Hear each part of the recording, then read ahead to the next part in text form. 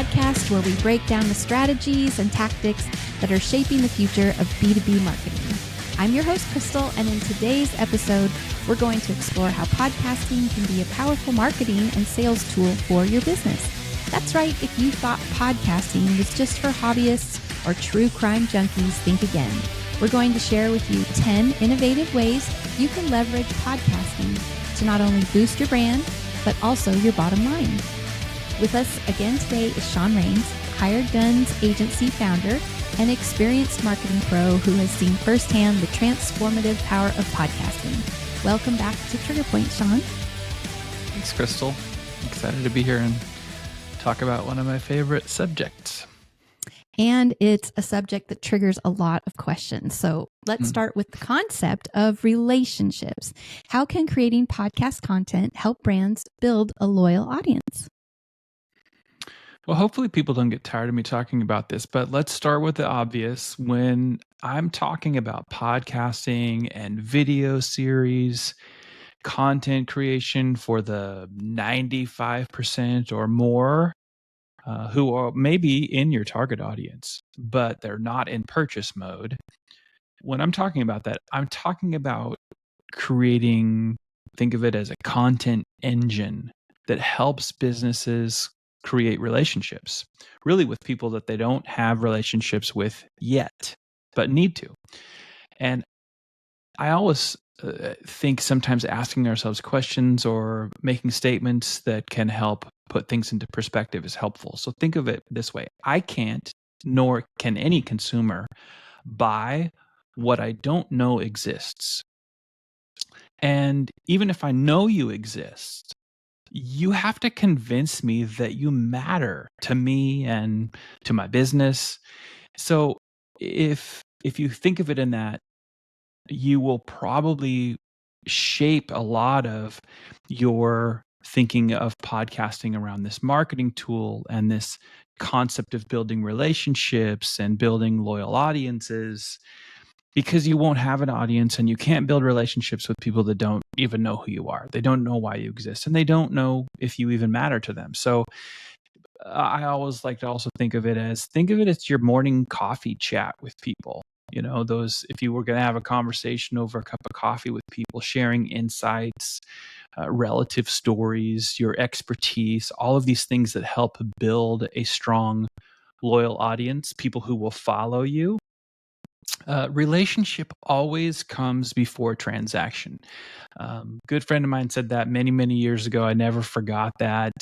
And it's really true. I mean, all of the things that that matter to us in terms of business decisions, we establish a relationship with that brand, with that company, with that business, with those people, always before we enter transaction mode. And that's very, very true and has been in this kind of modern era. So if somebody has a better way to do that, show me. I don't have a better way to do that. Yeah. Well, it sounds like this can help companies who are trying to build their audience as well. Absolutely. Yes. Yes, yes, yes, and yes. Audience building pretty much goes hand in hand with building relationships, of course. So I guess to just maybe add a little bit more to my initial thoughts there, I'm kind of building relationships. Think of your podcast or your video series as your audio and video channel. There are some people just doing audio podcasts these days. That was the beginning of all of it. But nowadays, and really just so people understand, we're always, when we're talking about podcasting, we're advocates of not just having an audio only podcast, because of the video side of it gives you so much more opportunity to create content that really connects with people. So think of your podcast as your audio and video channel where you deliver your news, your information. That's where you present it. That's where you share it, where things are released and new launches. And so when you treat your podcast as a channel like that, you're using it to build audience. You're using it sometimes to build an audience from scratch. You don't even really know who you're in an industry, but you're so deeply niche that you're trying to figure out exactly who you are. A community that's interested, obviously, in what you have to say is what you're looking for. And you may not know, not all companies. We work with a lot of companies, and some of them have already done the work to know who their audience is, and some of them haven't. So when you think of your podcast as this news and information channel, well, you're presenting content out there to a group of people that sometimes what you're literally doing is building up the audience who didn't know you existed and you didn't matter to them, but now all the things that you're saying seem to resonate, and that helps you define even more so exactly what that audience is. And it's important to note that when you're building an audience, it's impossible to do that if you haven't gone through the marketing exercise or motion, some people would call it, if you haven't defined who your audience is. And that's a whole nother exercise. The folks that consume this content that are familiar with, especially in the B2B business to business marketing world, they will know what that exercise looks like of trying to figure out what is the persona, some people would say, of your ideal customer, or ICP, ideal customer profile. That exercise really needs to be done before you start to kind of build into that audience. They can be done simultaneously, but it's hard to pull off. Well, what about using podcasting as a tool for building relationships with industry leaders? Can you explain how it might help connect with those really hard to reach people? Yeah, absolutely. So if you're inviting industry leaders or potential even partners of your business or your company onto your podcast, that can open doors, right? There are people who you may never really have a chance of meeting. All of a sudden, you've got this great icebreaker that could lead to opportunities, partnership, like I said, opportunities, referral opportunities, new customer opportunities. An example, or at least what comes to mind right now, is Michael Cirillo. So Mike Cirillo has the Dealer Playbook podcast. He's been doing that for, I think, over 10 years, a long time. His podcast in the automotive industry actually is the one that I know of in terms of longevity. That's, I think, the longest. Maybe there's somebody else out there, but I don't know anybody that's maybe recorded as many episodes. And Mike started that. It still is an interview style show, still running. He probably has more downloads than maybe any other automotive podcast. He's a lot, but even in the beginning, he was using this question that you're asking about, hard to reach people. He was using that podcast even to really reach people that were very difficult to get in touch with. People like Gary Vaynerchuk. Most people in marketing, probably people consuming this content, are familiar with who Gary V is.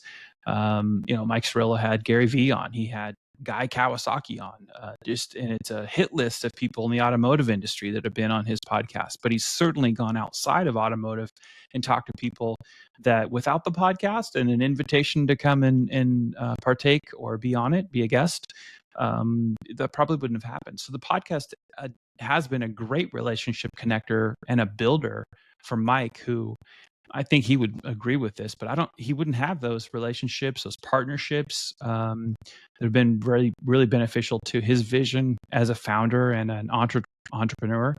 And what an amazing network he has today. And a big part of it was what he does in podcasting. And he's a very ambitious guy. So he owns several businesses, but that podcast has been a foundational piece for him for a long time, and it's absolutely opened the doors to connect with people and build relationships with people that are hard to reach or that may not even give you the time of day without it.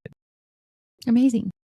Let's talk a little bit about branding. How does podcasting help in building a personality difference for a brand? I love that question. So I love this question because the best brands win, period. No one has to look very far to see all of their favorite brands, or even if they're not your favorite brands, but the brands that win, they're typically the best for a multitude of reasons.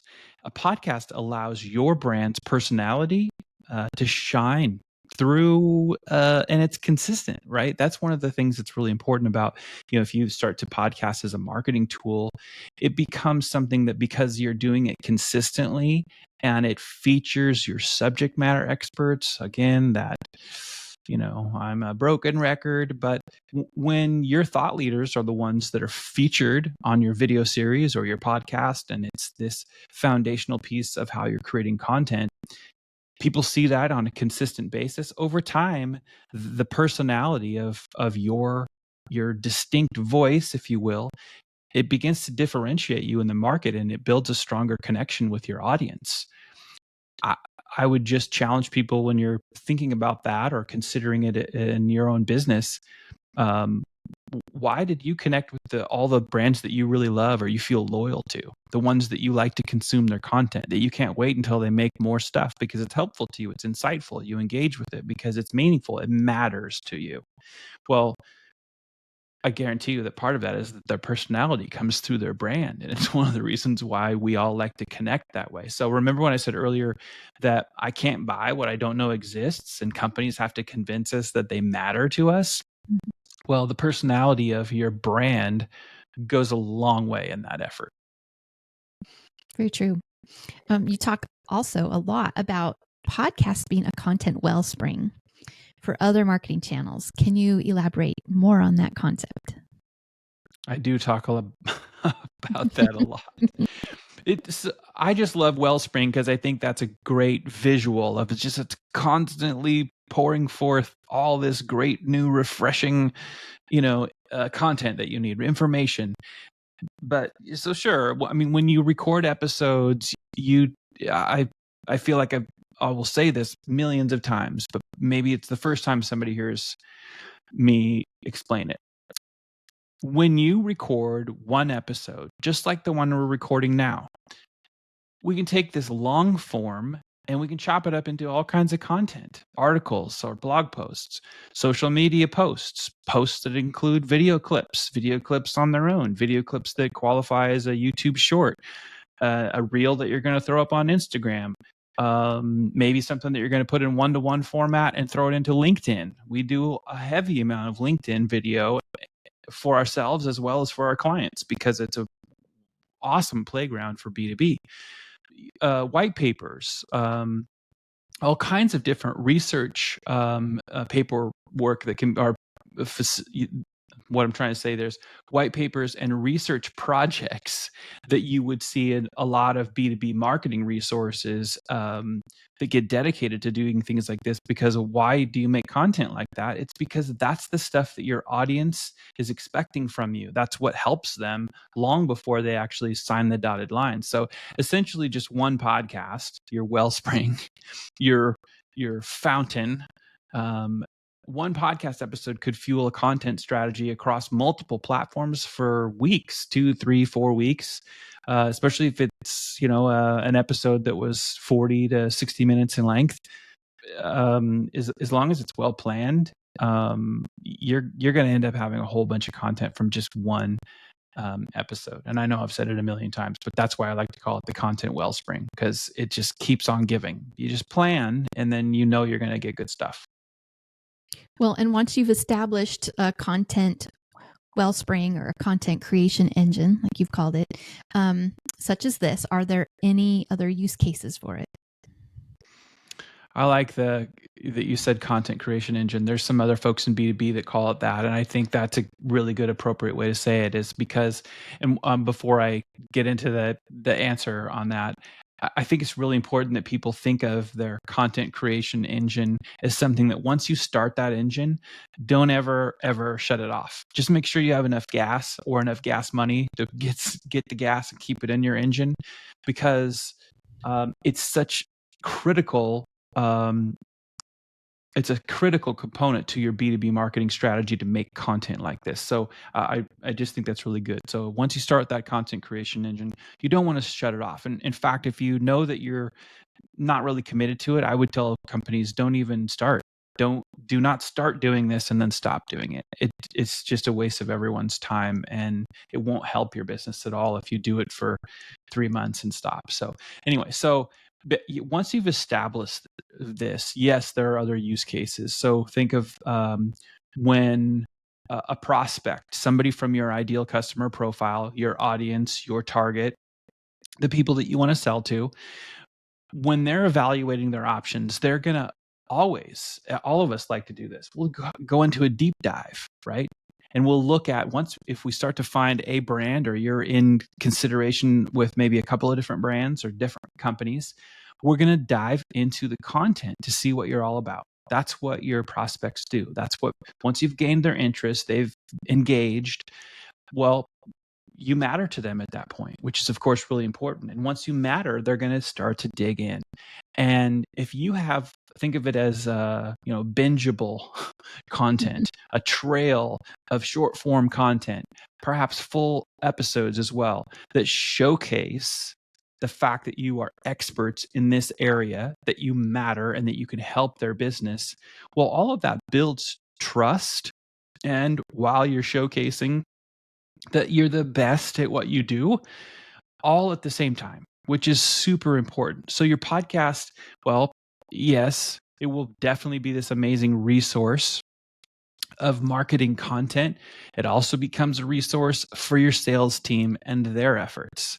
And I don't talk about this as much as I want to. So I'm just going to take a little time to say, think about this. Your prospects, they have all these really critical questions. They want to go deeper. And your sales team, sometimes some of them are really equipped to answer all of those questions, and no problem. But there's a lot of time in that marketing and sales relationship, everything that's been done for the prospect, where the prospect might need to go deeper. And sometimes they want to do that without you holding their hand all the way through it. So if they've got those types of questions, they want to go deeper about your product, your service, your company, all the above. Imagine your sales team being able to direct them to your podcast episodes, maybe just on the fully baked episodes on your YouTube channel. And now, instead of them just trying to pick through it, because they asked a specific question, and you have a podcast episode where you guys went really in depth and it wasn't salesy. Those podcast episodes are to make helpful content. Now you direct your prospect to, hey, here's this, without having to sit there and watch it with them. You just send them the link that answers the questions they have and then some. Well, that's powerful. Maybe you don't need the whole episode. Maybe some of the clips that you've made from yours are categorized and they're in playlists on your YouTube channel. And so you just send them the playlist on the XYZ of whatever it is they're asking about or they want to know more about. So when you have all of that, and the content specifically discusses what your prospects are interested in, that's powerful. And it can't be much easier than just planning the topics of your episodes, recording those, and then categorizing them in the places where they can be found. And of course, in YouTube, that's one of the best places to put that. There's no pressure to the prospect, right? They can consume it freely. Oftentimes, we see this with our clients where we've made that content and we're managing all that content in YouTube for our clients, and we see that people are sharing that with other interested parties that might be in the same company with them, other decision makers on their team, could be other people that are their peers in industry. This happens all the time. So leaving a sales sheet behind, like a one pager, or emailing a PDF to people is, I mean, there's still a lot of that that's done, but it's kind of lame in comparison if you had really something that was that living piece of video content that you talked about, and now it goes way beyond what somebody may or may not completely understand from your one pager. So this, I think, energizes sales teams. I think they love that when they have that as like, that's a new weapon for us, right? That's very, very, very powerful. And when it's done correctly, it can also shorten people's sales cycles, which everybody loves it when that happens. So, and while we're on this topic, I just want to mention, don't sleep on the fact that when you have a business podcast, this can also and often does inspire ebooks, ones that are actually worth reading. Whether you are making that type of content to gate it and get an email address in exchange for, now you can have the ebook. We can talk about that on a different episode, but the idea here is, don't sleep on the fact that your business podcast will inspire really good ebooks, ones where you don't feel like you had to go to AI just to make something up. It will inspire potentially infographics. If you're a company that has a lot to do, and data is a really big part of what your company does, it could be huge on inspiring ideas for infographics, stories about customers, maybe testimonials, but even better, like a comprehensive story about a customer that had great success, but maybe where did their struggle come from. You will also have kind of new marketing and messaging ideas that will come from just having a business podcast. So I think it's really important to think, yes, this can be very helpful for your sales team. It can also be a huge inspiration for content that will basically help your salespeople get more people interested and engaged with your content. Well, I love that you said a bingeable trail, because I always think about Netflix or, a show you're watching and you just binge on it. But this is really true, because I know we've looked at things we've wanted to purchase before, and we have literally binged on their product. And then the other thing is that you feel like you know the person. You feel like they're already kind of your friend, especially if they have a good personality, that makes a difference. But that is true. You can binge on products or services, on videos of products or services. It doesn't just have to be a TV show. Yeah, if we wanted to tell people all the things about even our personal lives of experiences like that, there are countless examples, and I think that's really important. I think it's great that you actually brought that up, just in context, because everybody can relate to that, right? You just start going down the rabbit hole on something, and it could be anything, but certainly when we're going to make purchases, we establish relationships with people, and it's not always just, hey, just product, right? We feel like we know certain people that are authors that have written books about how to make the world a better place, how to take care of yourself better, and the more of that content you consume, that relationships getting established, and then you're paying those people, you're buying their books, you're engaging with that content because they have educated you, they've given you all of this for free that makes you feel like you know them, but they establish that they're valuable, and now so they exist and they really matter to you. It just unlocks those doors to what we really want between that content creation, trying to get it out there for people who, once they find it, it matters to them, and now all of a sudden that becomes a relationship builder. It connects us with people. Yeah.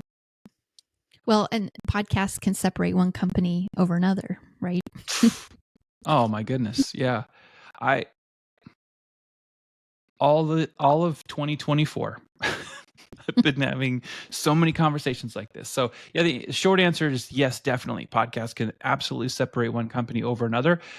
We started Hired Guns and proved that very thing. I think our first 2 or 3 customers, that's exactly what we were basically trying to prove. So if you're the only one with a podcast, creating content your target audience is interested in, all of a sudden, out of nowhere, you have a competitive advantage. And this goes for B2B, and then even recently we're more B2C examples. The clients that we work that are in health and wellness and naturopaths and all local businesses, but there's so many people. If you're in a major metro alone, but even outside of that there's big opportunities there. And well, you know this, but we've even been talking to some actual car dealers on the B2C side that have had some really good questions about whether they could make content that would be helpful for them building their brands and separating themselves over the other. Let's say you're a Toyota dealer in DFW and you want something that separates you. Can you? You can. It's a very interesting place for people to try to compete with. So yeah, like I said, we did this with our first customers.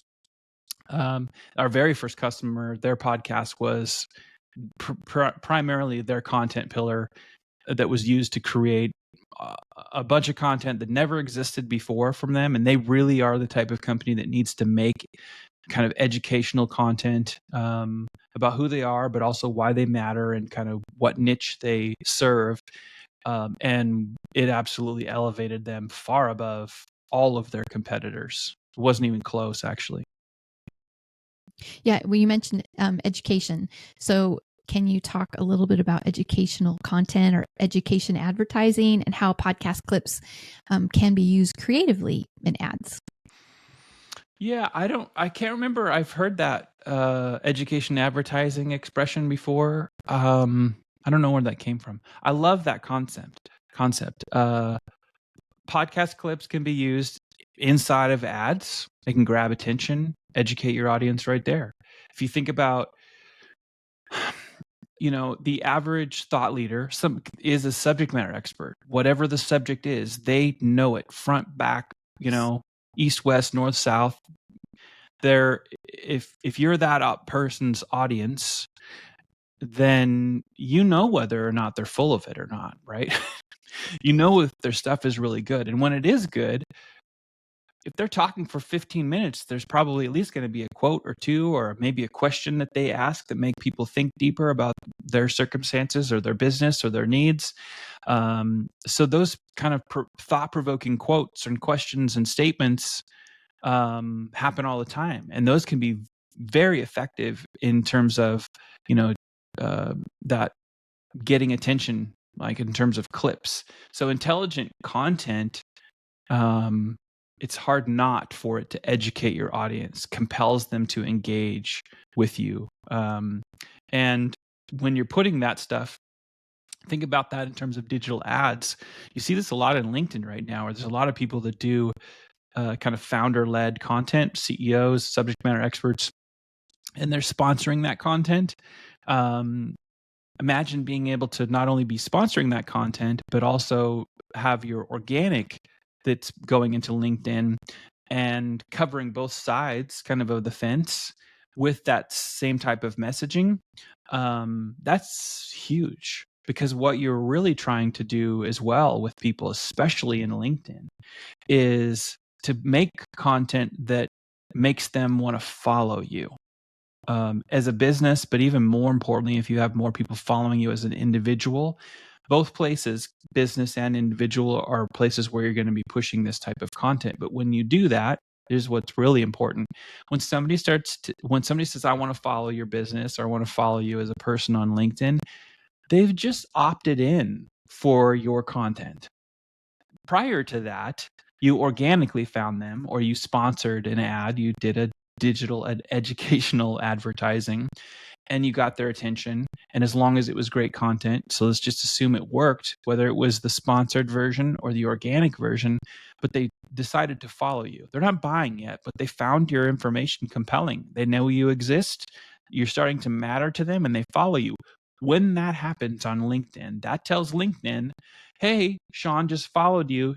We're going to start to put some of your content into Shaun's feed, right? How do you start to see all that different stuff in your feed of LinkedIn and really everywhere else? But in this case with LinkedIn, a big part of that are the people that decide to follow you. And then once they start to consume your content, maybe they start to share it, maybe they repost it, and then what happens? Then more people see your content and they start to follow. So thinking about that in terms of an educational advertising opportunity, your thought leaders are going to be dropping stuff like that in podcast episodes like crazy, and taking just a little segment out and putting it into something as an ad that educates. It's super smart. Everyone should be doing it. Super smart. Well, Yeah. what about using podcasts to gain important insights from your industry and customers? That's a good question. I'll use a recent example. So the automotive industry was recently just smacked in the face with the super ugly cybersecurity attack on CDK. And it felt like it only just took a few minutes before all the self-proclaimed experts of everything were posting about it and making comments about it. And this is, of course, especially on LinkedIn. In contrast, to the bullshit artists, a business with a podcast focusing on the automotive industry who went out and found actual cybersecurity experts, and not just cybersecurity experts, but maybe some dealerships who actually were riding that struggle bus, that episode or episode series could create some very insightful, helpful content. And in the process, you and your company will likely discover your own insights that can help you maybe refine your messaging, maybe improve your service delivery, or inspire product development. There's a whole lot of things that can happen there. So I like the question on insights, because a lot of times when I'm talking about this, I'm advocating businesses to make podcasts and make content where they're providing the insights, where they, insightful, educational, sometimes entertaining, that type of content.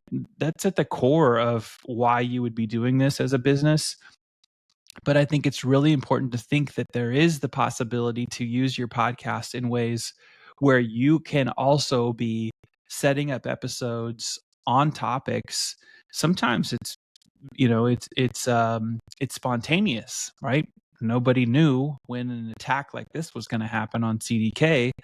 And so if you have an industry focused podcast, and there are a couple that I think did go and eventually have episodes like this, hugely important, because you're making content again for the audience that's really going to like that. But in that process, your company might be actually discovering some things about itself, insights for your own business. So don't just think about, the insights that you're going to be providing, which is great. That's probably the majority of what you're doing. But there are opportunities sometimes where you get insights back from the industry that might help you deliver your product and or service even better to the market. Well, and this is our last question. And so this will be a nice way to wrap this up based on everything you were just saying, but retention is crucial. And so how does podcasting help with retention reinforcement? That's another really good question. So, okay, so just like I talk about this a lot too, just like most companies don't make any content for the 95+% who are not buying at the moment, well, most companies are not making content to support the retention of the customers they work so hard and spend so much money to obtain. So, it's about a lot of things, but it's also very much about keeping the customers that you have worked so hard to get. That you keep them engaged and you keep reminding them why they chose you in the first place, right? If you did all the hard work, then one of the things that you accomplished was you made yourself relevant. You made yourself apparent. You revealed yourself. You introduced yourself. That's marketing and advertising, all of those things. And so now your target customer knows that you exist. And then you continue to tell them more about you by all this content you're making. And then they say yes, because you also did that second important step. They know why you matter. More importantly, why they matter to them, why you matter to them. So when you do all of that, you want to, of course, keep reminding them of those things. It's very important. And when you're making regular podcast episodes, it makes it really easy to reinforce your value and keep your brand top of mind for people. Well, I know I said that was going to be our last question, but I thought of another one. So will you just, before we finish up this episode, will you explain a little bit about the 95.5% that you just mentioned it, because you're saying that most companies don't make content usually for the 95, which that's a lot of people of the target audience. So can you just explain that a little bit, the 95.5 kind of rule or concept that you're talking about? Sure. 95.5 really is one of it's probably more common in B2B marketing, jargon, people talking about that. In any industry, there's always going to be a percentage of the marketplace that is actively in purchase mode. They're doing research, but they're in buy mode. So, you know, they're going to be buying soon. And there's a percentage of people who are not in the market. And so when people talk about 95.5, what they're talking about is that on average, 95% of the market is not buying today, only 5%.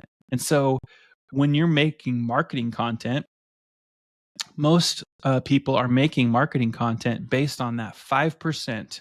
And you have, especially if you have a lot of competition, everyone's fighting over the 5%. And so let me give you a contextually example for the automotive industry.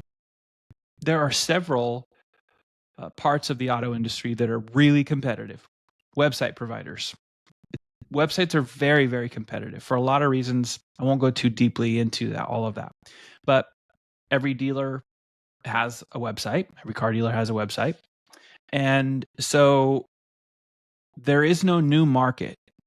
There are no new, unless, the very small percentage of new dealers that come into the market. But that statistically isn't enough to say, well, that's going to change the way all the website providers plan to go sell. So all of the website providers are fighting over, and it's not even 5%. It's probably closer to 3 or 2% of all of the dealers in the North America that might be shopping for a website provider at any given time. The question would be then, if it's 97% of all of the car dealers in North America who are not shopping for a new website today, will they in the future? Probably. Almost every single web dealer in the country who's been in business for, let's just say, at least 10 years has had more than one website provider. They've changed for whatever reason. And so in an environment like that, highly competitive, the question would be, if there's only 3% of the market buying today, what are you doing for the 97% who aren't buying today but will be in the future? How are you introducing yourself to them? How are you trying to make yourself known to them so they know you exist? And then furthermore, how they would decide that you matter to them, that they would do the research, that they would start this progression, this journey, if you will, to potentially choosing you as a business.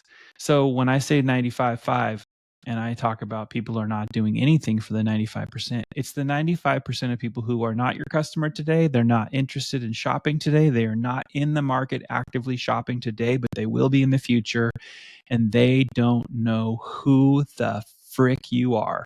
And you're like, well, I mean, so why are you not making content? That's why I say, well, podcast is the easiest thing for you to do. Video series is the easiest thing for you to do. Blast it all over LinkedIn, and all of a sudden, even if they're not going to buy from you today, you might be able to actually sneak right in and build a relationship with them over your little coffee moments every morning, all the clips you're putting out there, talking about all the things that matter to them. And they may not have even known that those things matter to them until you started bringing things up that they should be informed about, that they should care about. Oh, your website only converts at 1.8%.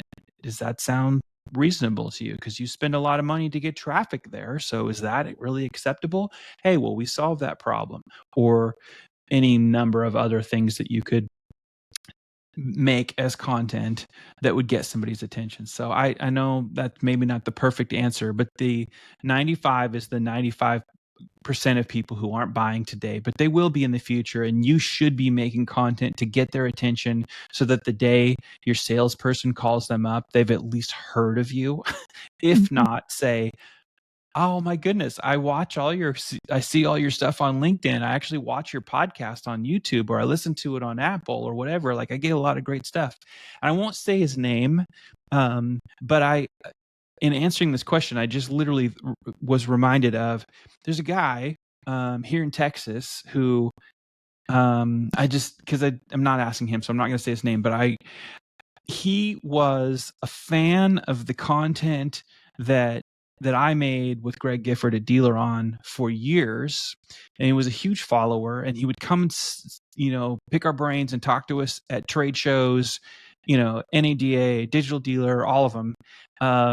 He would come to every single Dealer On webinar. He was on all of them, and he was not Dealer On's website customer. He was, because of OEM regulations, mandates, he was in a situation where he couldn't change that. But that company made no content for them, and we had his attention. And when he moved to a different dealership or dealership group, it didn't take very long before, guess who won the business? Dealer On got the business. And we didn't just get their website business. We got their digital marketing business. We got their SEO business. We got their everything business, because we'd been talking about all the things that mattered to him. And so that's why I say, like, it may not even happen in the exact company you're in, but if you're informing, engaging, giving all these people this content, in the 95% who aren't buying today, you're giving yourself a chance to win. And most people are not thinking about that percentage of the market. They're all fighting over the 2, 3, 4, maybe 5% that are going to be buying in the next 2 weeks to 30 to 60 days. That's a short-sighted strategy. Well, thanks for explaining that.